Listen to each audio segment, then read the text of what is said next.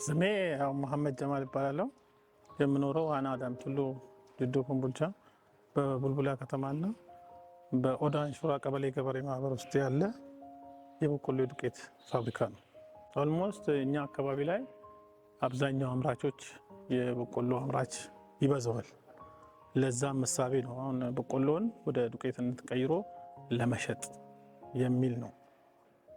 ማሽኑ 50 ቶን ነው። በ24 ሰዓት ውስጥ ወደ 500 ኩንታል የመፍጨት አቅም አለው። ከጫኝና አውራጆች ጋር አንድ ላይ ወደ 40 ሰራተኞች አሉ። የመጀመሪያ ሀሳቢያችን ያው እናቶች በቆሎ ተሸክመው ወፍጮ ቤት ሄደው አስፈጭተው ነው የሚጠቀሙት።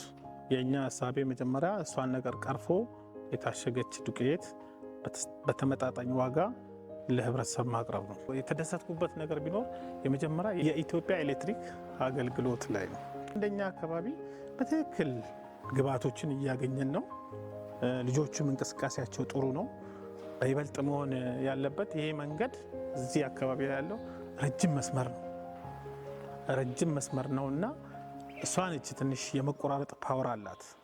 ያቺን ጉልበትም ለመቀነስ እኛም ቶሎ አገልግሎቱን ለማግኘት ቢያንስ አሁን እየተሰራ ያለ የኮንክሪት የለችም እሷ ብትሆንና ወደዛ አይነት ነገር ቢቀየር ጥሩ እኛንም አገልግሎን እኛም ተደስተንበት የነሱንም የሰው ጉልበት የሰው ኃይሎችን የመቀነስ አቅም አለው ብዬ አስባለሁ።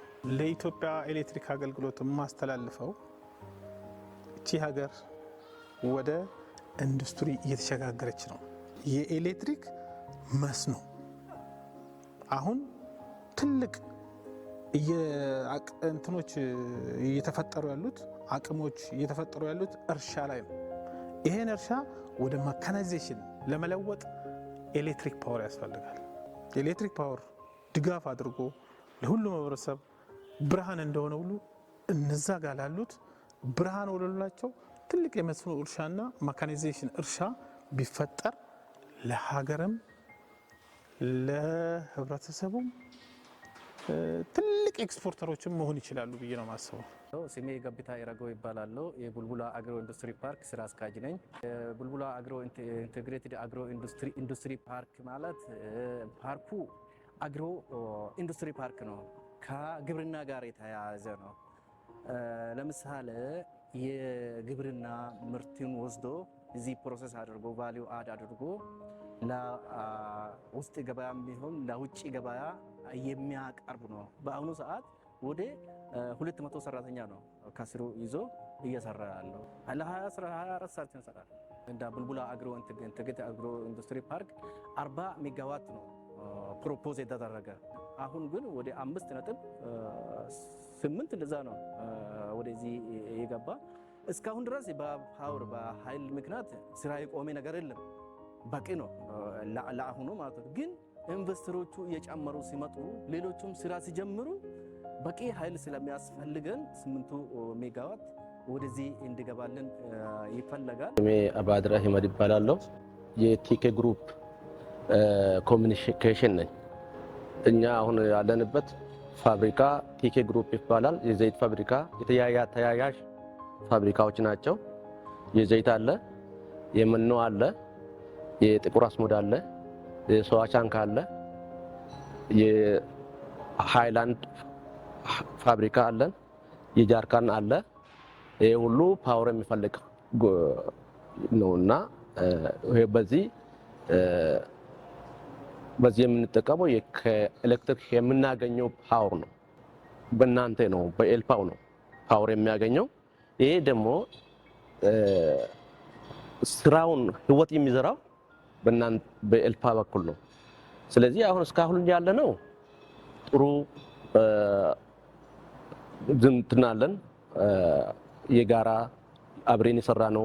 ብዙ ውጣ ውረድ አለ። አሁን መስመር ይዞን አለ። ስራችንም ጀምረናል። ፋብሪካው ዘይት እየጨመቀ እየወጣ ነው። የምታው ጃርካን እያመረትን ነው። ብዙ ሰራተኛ ብዙ ስራ አጦችንም ቀጥረን ስራ ላይ አለን ማለት ነው።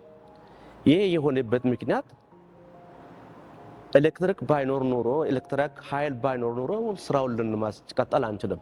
ኢትዮጵያ ኤሌክትሪክ አገልግሎት ሰብስቴሽኖች እና አገልግሎት መስጫ የቡልቡላ አገልግሎት መስጫ ማዕከልን ከልብ እናመሰግናለን። ምክንያቱ ከኛ ጋር ብጥሩ ደክሟል። እዚህ ላይ እንድንደርስ በጣም ደክሟል። ሌሊት ቀን ሳይሉ ከኛ ጋር ሆኖ መስመሩ እንዲያዝ አድርጓል። ህይወት የለውም። ምክንያቱ ማሽኑ ህይወት የለውም ያለ ኤሌክትሪክ ህይወት የሌለው።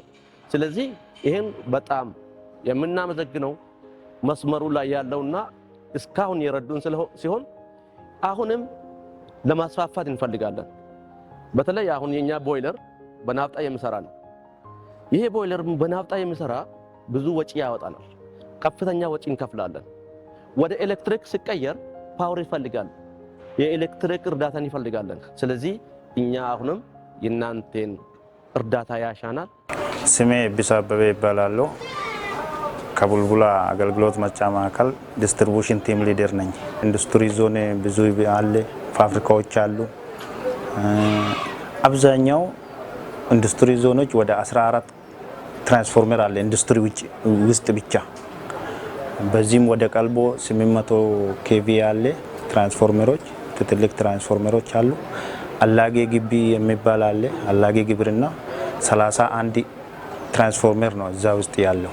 ሰራተኛ ከሐኪም በላይ 24 ሰዓት ለሊት 7 ሰዓት ተነስቶ ሰክሽን እየከፈቱ አገልግሎት ለመስጠት ሰራተኛ በጣም እየሰሩ ነው። ከሐኪም በላይ ደክመናል ሳንል እየሰሩ ነው።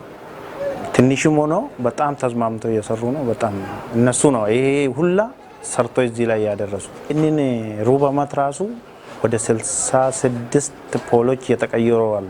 ይሄ ማለት ፕራክቲካሊ ፐርፌክትሊ እየተሰራ ማለት ነው።